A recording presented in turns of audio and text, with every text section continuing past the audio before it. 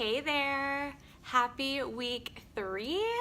I hope you are feeling madly in love with your new best friend, your beautiful body, and are ready for a new topic this week. So this is all about stillness of the mind, not necessarily the body, stillness, solitude, and you can call it meditation if you want. I'm going to share with you how I meditate without actually meditating and how I've created more of a lifestyle around it versus having it something to check off my to-do list. So we're going to start with why is it important? Why do I feel it's necessary?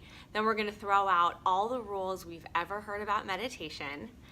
I'm going to share with you about multitasking, which has been my greatest tool for creating a lifestyle around meditation. And then finally, how you can create a practice that works for you, that excites you and inspires you. So first, why is it important? So I'm going to invite you to imagine a moment in your life.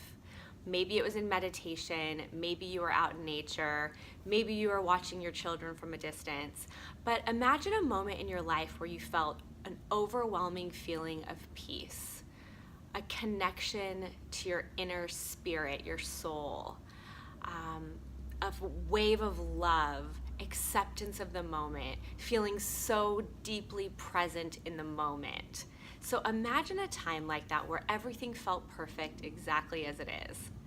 So for me, the idea is to have a whole lot more of those experiences. So how can we create more moments like that intentionally? Not just because they feel amazing in the moment, but because of the impact that that can have on our entire day and therefore our life, okay? So for me, I mean, you can Google the bazillion benefits of meditation, but for me, it's really a beautiful way of tapping into my inner guidance system, the wisdom within me, my inner knowing. So it's where I get my inspiration when I'm feeling indecisive. It's where I get my clarity. So it's really tapping into the inner knowingness that we all have. We just get disconnected from sometimes.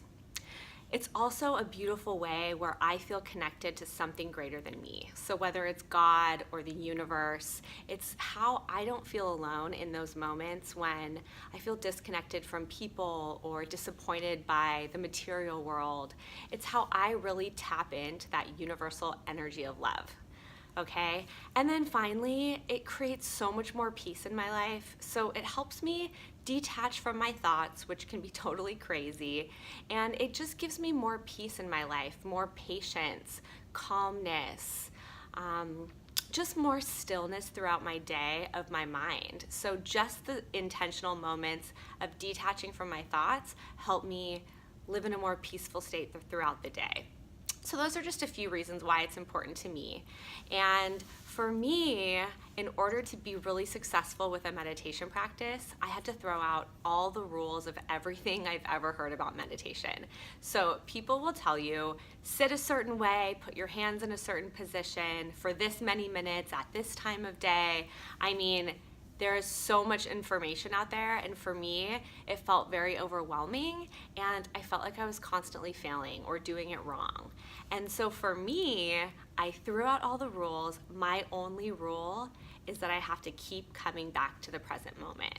And that can be through my breath or feeling my senses, the sensations on my skin, anything that will bring me back to the present moment. And that's my only rule. So when a thought comes in, just keep coming back to the present moment. That's it. Easy peasy, right? So my greatest tool with being successful at making this more of a lifestyle is by multitasking. So rather than I meditate at this time in the morning for this many minutes and then I go about my day, I find ways all throughout my day where I can make meditation a part of my daily life. So an example would be when I take a shower, I used to have my music playing, I would be doing my to-do list in my brain. Now, complete silence, I feel the water on my skin, I focus on my breath, I breathe in the steam. It becomes a very mindful, intentional meditation for me. And that's not adding any additional time to my day. I'm already gonna take a shower. It's just being intentional with it. I do the same thing with meals. I used to be scrolling through, my phone when I was eating, and now I use my meals as a beautiful way to bask in the present moment and be really mindful about how I'm using that time. Nature is huge for me. So we've talked a lot about movement. And so rather than having it be something on top of your movement, you can do it while you're moving. So I no longer have music when I go on hikes or walks or runs. I connect with nature. I feel the wind on my skin, the sounds of the animals, the water crashing on the shore, whatever it is, it's really connecting with the moment. I'll take breaks, maybe halfway through my run. I'll sit on a bench and just be in stillness for a few moments. So anything that you can do, maybe it's your commute, right? Maybe in your commute you stop listening to music and you use that to really focus on your breath and embrace that moment. Traffic is another great way. Laundry, rather than having the television on in the background, mindfully folding the laundry, focusing on that breath.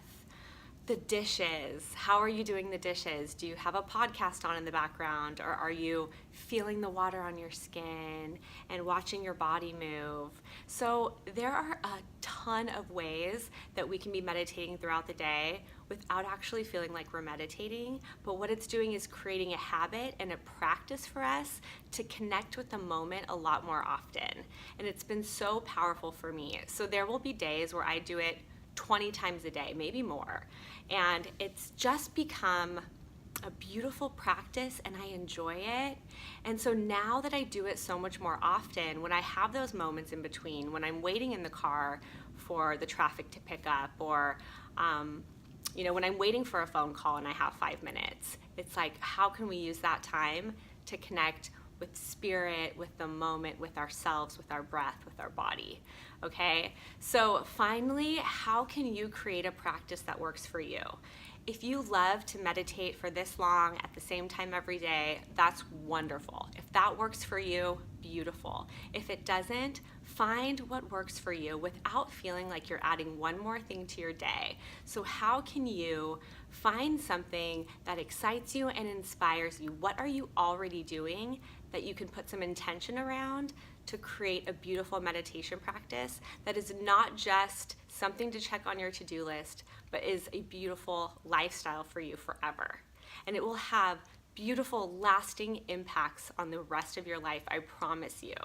So that is my invitation for you. There's going to be a lot more in the notes, some journal prompts, how you can really integrate this into your life. I look forward to a beautiful week with you. I send you love, blessings. You got this, okay?